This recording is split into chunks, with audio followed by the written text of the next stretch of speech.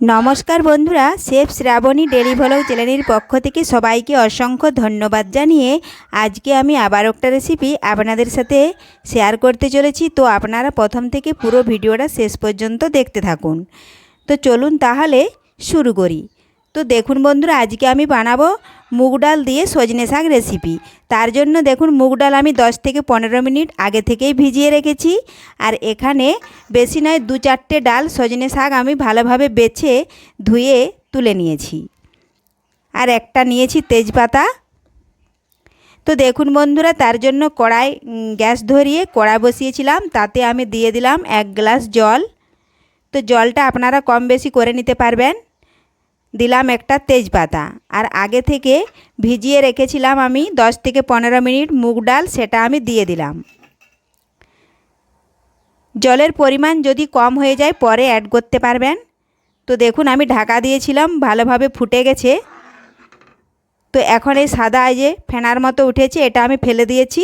আর দেখুন, দিলাম আদা জিরে ও গোলমরিচ বাটা, কারণ আমি এটা নিরামিষভাবে বানাচ্ছি, তার জন্য আদা জিরে ও গোলমরিচ বাটা দিলাম স্বাদ মতো লবণ, পরিমাণ মতো দেব হলুদ গুঁড়ো। আপনারা চাইলে পেঁয়াজ রসুনও দিতে পারেন। এখন একটু ফুটিয়ে এভাবে নাড়াচাড়া করে মিশিয়ে নেব।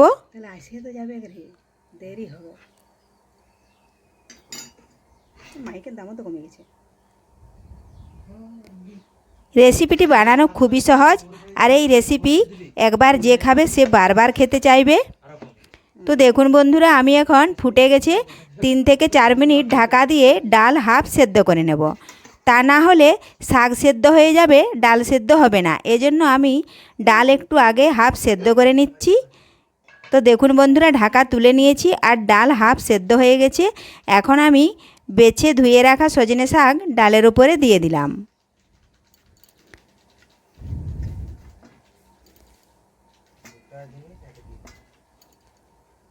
এখন আমি আবারও 2 থেকে 3 মিনিট ঢাকা দিয়ে দেব।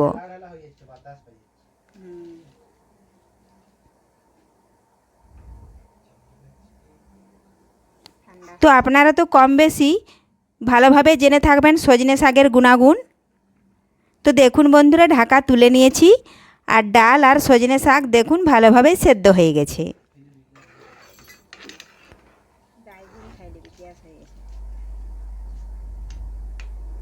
সজনে শাক খাওয়া খুবই ভালো। তো কারণ অনেকেই বাছার অভাবে খাওয়া হয় না, বাছতে অনেক সময় লাগে। তো আপনারা এইভাবে 2-4টে ডাল যে কোনো সময় রান্না করতে করতে বেছে নিতে পারবেন। যাদের প্রেশার হাই আছে তাদের পক্ষে তো খুবই ভালো, আবারও অন্যান্য উপকারে আসে শরীরের।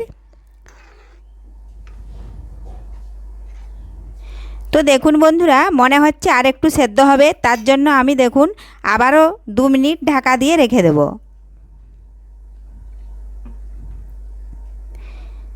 ডাল কিন্তু একেবারে ভালোভাবে সেদ্ধ করে নিতে হবে।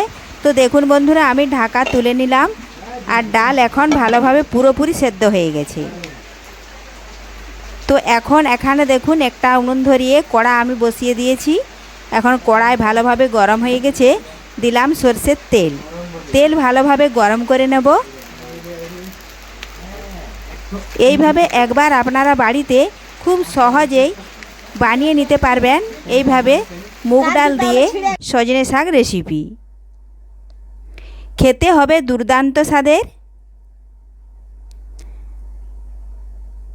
তো দেখুন বন্ধুরা, তেল ভালোভাবে গরম হয়ে গেছে।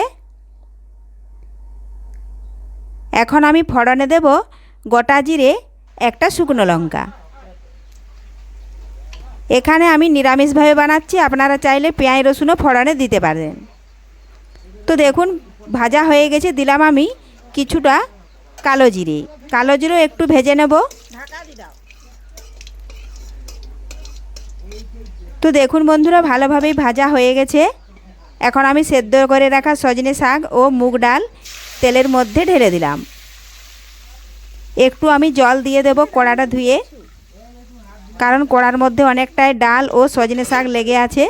তো ঢেলে দিলাম, একটু খুরপি দিয়ে এভাবে নাড়াচাড়া করে, বেশি নয় 2 থেকে 3-4 সেকেন্ড ফুটিয়ে নিলেই তৈরি হয়ে গেল আজকে সজনে শাক দিয়ে ডাল রেসিপি। তো এখন আমি অন্য পাত্রে ঢেলে নেব। আর আজকের রেসিপি ভালো লাগলে লাইক ও শেয়ার করতে ভুলবেন না। ধন্যবাদ, ফিরে আসছি পরের ভিডিওতে।